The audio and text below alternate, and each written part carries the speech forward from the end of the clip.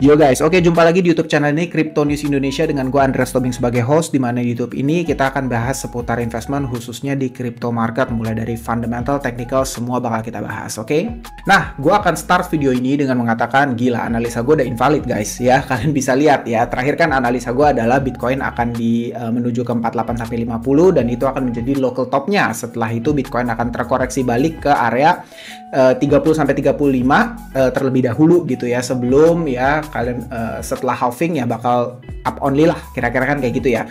Tapi kalian bisa lihat nih di 38 ya langsung reverse, dan reverse-nya nggak tanggung-tanggung. Di sini bahkan udah kayak deviasi doang gitu ya, naiknya kenceng banget sampai 52 gitu. Jadi secara market structure sudah create another higher high ya, which is ini sebuah apa ya bullish movement lah daripada Bitcoin. Ini strong sekali gitu, sangat-sangat kuat, kayak nggak ada reason untuk menjadi bearish saat ini. Bahkan sebetulnya kalau secara TA mestinya kita bisa ngelihat Bitcoin akan terus higher gitu, 55, 57, 58 akan ke tackle gitu loh. Ini based on TA doang ya, dan berdasarkan movementnya gitu loh. Paling misalnya possible retrace ke sini mungkin ke 48 lagi sebelum naik lagi ya, kira-kira gitu ya kalau based on TA gitu. Cuman apakah itu yang akan terjadi? Nah, ini yang gue pengen bahas sama kalian semua nih, karena ada beberapa fakta menarik yang gue pengen share lah ya sama kalian semua mungkin ya.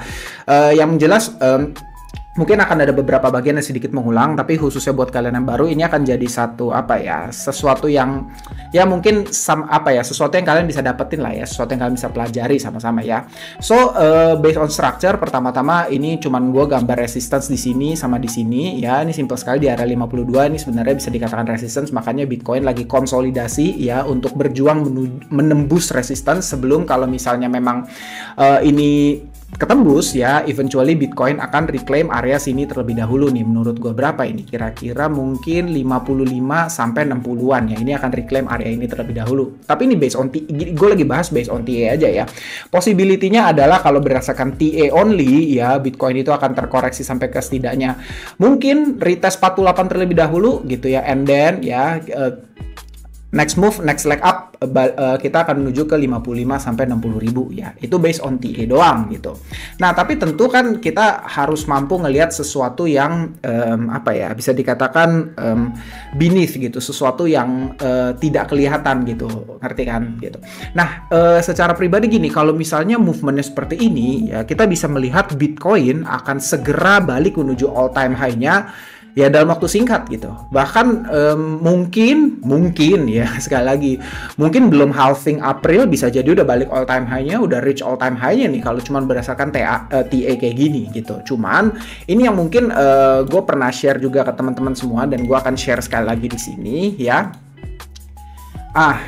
Ini kalian bisa lihat ya, ini adalah chart Bitcoin dari 2011. Kalian bisa lihat di sini, dimana waktu itu gue pernah share sebelumnya, dimana Bitcoin itu selalu membutuhkan waktu dari all time high balik menuju all time high itu kira-kira 1000 sampai 1050 sampai 1150. Kalian bisa lihat di sini 1131 hari ya, di sini 1131, sedangkan di sini adalah kalian bisa lihat ini gue cuman connect all time high to all time high ya.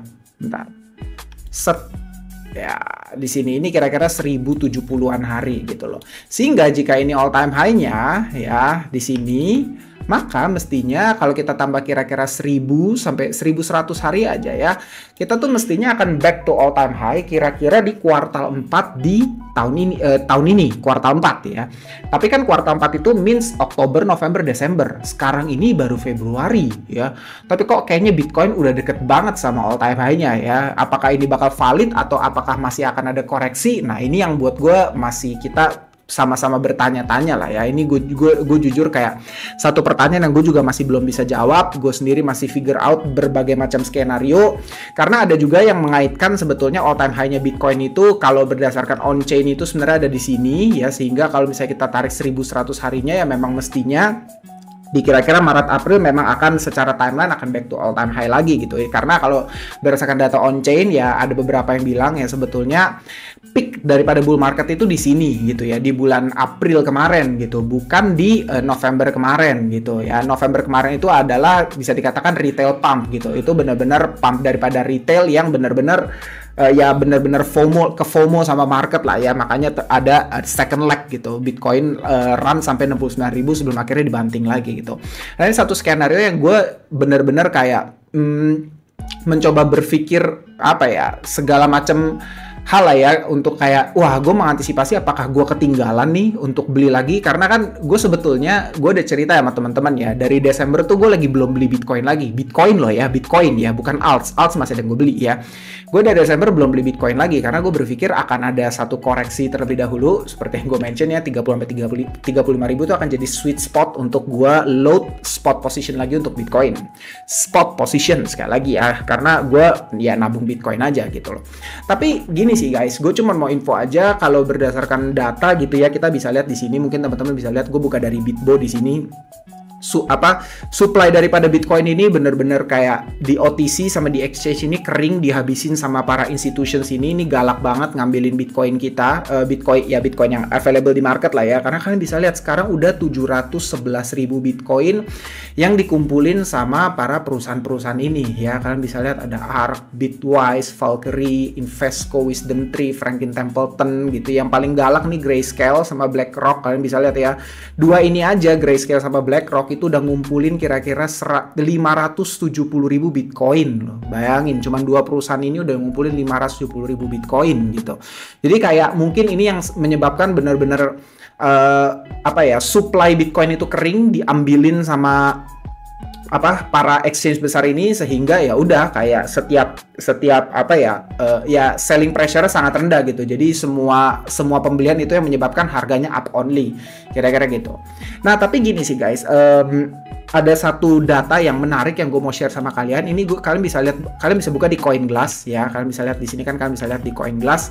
Ini adalah Bitcoin Futures Open Interest. Jadi open interest itu adalah ya futures gitu, jadi kayak open interest daripada futures marketnya Bitcoin yang diagregat dari semua exchange. Kalian bisa lihat Binance, Bybit, OKX, Bitget, BingX dan segala macamnya gitu ya.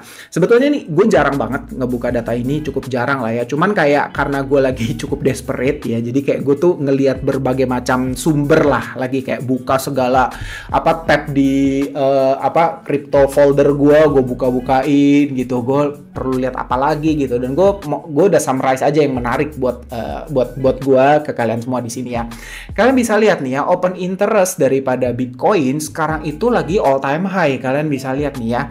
Dan kalian bisa lihat ini terakhir, ini yang hijau ini adalah open interest. Kalian bisa lihat ini terakhir di April, terus ini di November, dan ini menjadi local top ya. Kalian bisa lihat ini kan menjadi macro top nih dua-duanya kan ya. Ini yang April sama di November ya. Dan gue cuman mau teman-teman waspada dengan data yang sekarang ini. Kalian bisa lihat ini open interest daripada futuresnya itu tinggi luar biasa gitu loh. Karena gue cuma bisa bilang gini, kalau data futures market atau pasar derivatif ini sudah setinggi ini, ya biasanya itu akan di flush out dulu untuk clear, untuk bersih-bersih semua leverage yang ada di market gitu. Jadi supaya marketnya itu back to neutral lagi lah, kita bisa bilangnya back to balik netral lagi gitu. Setelah kayak sebelumnya itu udah terlalu banyak micin, udah kebanyakan leverage ya, udah kebanyakan leverage money lah into market gitu ya. Jadi kayak uang yang sebenarnya semu ya, namanya leverage gitu kan. Nah, ini tuh yang bikin market overheat, bikin market itu sangat-sangat panas ya, dan pada akhirnya biasanya ini yang menyebabkan market itu akan mengalami yang namanya instant shock gitu, kayak secepat kilat toto jebret dump gitu kalau misalnya data open interest setinggi ini gitu loh. Tapi kembali ya, gue nggak bisa bilang ini 100% pasti akurat. Wah, ini akan segera dam, ayo open short. Enggak, itu lu jangan mikir gitu ya, itu sangat menyesatkan menurut gua. Gua nggak pernah advice kalian untuk open short ya. Dari beberapa video terakhir gua dari sejak tahun lalu, gua udah advice kalian untuk short button udahlah, buang aja lah. Kalau bisa nggak usah diintip gitu, matiin aja gitu. Kita buy only lah untuk sekarang selama sampai 2025 baru kita start selling lagi gitu. Cuman untuk sekarang ya kita buying terus aja gitu. Nah, gue secara pribadi gue masih punya sideline capital dari sejak Desember ya. Gue belum beli lagi Bitcoin ya. Jadi udah Desember, Januari, sekarang Februari nih ya gitu. Terakhir gue beli Bitcoin 40-an something. Gue belum beli lagi nih sekarang. Ini masih sideline capital gue karena gue expecting masih ada satu kesempatan lagi untuk kita bisa beli Bitcoin sebelum halving. Karena kan kalian tahu lah ya, halving itu kan nanti akan jatuh somewhere in April. April itu bakalan halving. Dan gue selalu bukan selalu expect, tapi gue masih expect bakal ada pre-halving correction. Karena kalian bisa lihat di cycle-cycle sebelumnya, udahlah ya, lu nanti cek sendiri aja. Gue udah males buka data halving gitu ya. Gue udah males buka data halving kapan-kapan aja nanda-nandainnya. Atau gue ada di sini ya, bentar nih. Gue cek dulu. Kayaknya ada deh, jangan-jangan. Bentar. Sudahlah, tidak ada. Jadi kira-kira kayak gitu ya. Nanti kalian bisa cek sendiri kapan halving ya. Tapi biasanya sebelum halving itu akan ada correction terlebih dahulu ya. Secara pribadi ya, gue cuma cerita apa yang gue lakukan ya. Balik-balik kalian boleh setuju sama gue, boleh nggak masalah ya, bebas banget ya. Tapi secara pribadi gue masih ya di posisi sideline capital. Gue masih kayak mengantisipasi jika akan adanya flush out, dalam arti gini. Ya mungkin satu tindakan dari bandar lah ya untuk bersih-bersih leverage di market gitu. Jadi kayak di flush out dulu nih semua leverage yang ada ini ya, semua uang-uang leverage ini di flush out dulu, dibersihin dulu semuanya, kita balikin market ke posisi semula ya, mungkin itu akan jadi good opportunity kembali gitu loh. Tapi ya balik-balik, gue bisa bilang gini, gue tuh masih banyak mikir, wah apa jangan-jangan di cycle different gara-gara ada ETF ini segala macam. Makanya gue tadi juga bukain data ini, reserve Bitcoin diborongin mereka semua gitu. Itulah yang gue pikir gitu. Tapi secara tindakan, gue bisa bilang gue masih melakukan ya gue masih sideline capital sih. Gue menunggu hopefully di bulan Maret atau mungkin April menjelang halving kita baru dikasih final discount ya, final dip untuk discount gitu. Tapi untuk discount pun tentu gue udah nggak expect range yang 30-35. Buat gue itu akan menjadi sangat-sangat terlalu naif lah ya menurut gue kalau gue masih expect area tersebut gitu. Balik-balik kalau misalnya memang masih market kasih ya syukur, tapi kalau nggak ya kita harus prepare untuk hal yang lain gitu ya kan. Nah gue cuma bisa bilang untuk sekarang ini gue cuma narik garis ini aja ya. Mungkin kalau misalnya sentuh ini akan jadi good buying opportunity, sama ya mungkin secara indikator gue pakai simple moving average aja kali ya. Simple moving average 200 ya, mungkin ini akan jadi satu good area juga buat entry. Gue nggak tahu berapa sih ini. Oh di 35.000 ya. Ya jadi kalau misalnya sentuh sini mungkin ini akan jadi good buying opportunity lagi. Kalau masuk ke area sini gue nggak tahu. Tapi ya kira-kira kayak gitu ya. Gue secara pribadi clear ya bilang apa kalian. Gue masih expect bakal ada final correction ya. Tapi balik apakah nyampe 30-35 nggak tahu. Kita lihat aja sama-sama. Karena gue bilang nih kan, gue tadi bilang di awal ya, ini kayaknya analisa gue udah invalid nih gitu. Cuman kalau misalnya invalid dalam arti gini, invalid kan ya tentu yang di sini udah invalid ya, 48 sampai 50 terus drop 30-35 itu udah invalid lah ya, jelas-jelas ketika di sini high tercipta itu udah invalid analisanya gitu. Cuman guys, gue cuma mau ingetin kalau misalnya sekarang ini I don't think ini adalah waktu yang tepat untuk bikin kalian FOMO ya. Yang jelas gue nggak mau bikin kalian FOMO di situasi sekarang ini, apalagi Bitcoin berada di resistance-nya. Jelas kalian bisa lihat ya di sini kan 52.000 ini juga key resistance gitu. Sehingga gue nggak mau untuk bikin kalian FOMO gitu. Dalam arti, ayo segera beli ini menuju 55-60 gitu. Gue cuman bilang segala facts-nya aja, peluang yang mungkin aja gitu. Tapi balik-balik gue consider jangan terlalu FOMO dulu ya, karena segala situasi masih bisa terjadi ya, apalagi Bitcoin udah green candle sebanyak ini ya. Tentu market yang sehat bakal ada koreksi terlebih dahulu, tapi itu akan menjadi satu good opportunity, apalagi mengingat dengan futures market yang sudah overheat seperti ini ya. Kita lihat ya, semoga dikasih sama market ya. Gue sekarang cuma bilang semoga dikasih ya.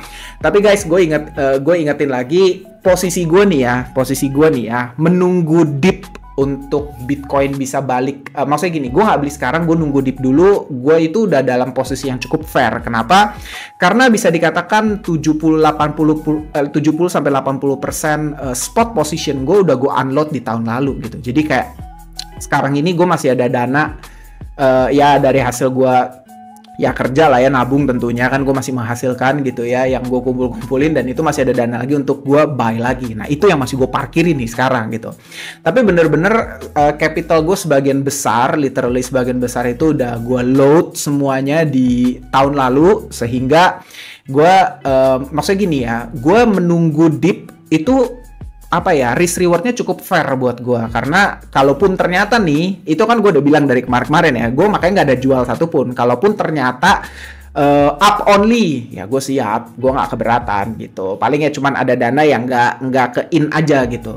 Tapi kalau memang ternyata dikasih koreksi, gue pun siap gitu. Gue akan siap untuk buy the dip dan gue akan all in di dip itu gitu. Kira-kira gitu. Tapi definitely gue nggak akan bikin sekarang ini, di masa sekarang ini kalian FOMO ya. Itu buat gue agak-agak mengerikan sih. Kira-kira gitu guys ya.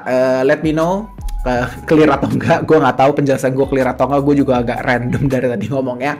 Tapi guys, let me know kalau kalian ada pertanyaan, coba tulis di comment section. Gue akan usahain untuk jawab. Oke, thank you guys. See you di next video. Bye bye.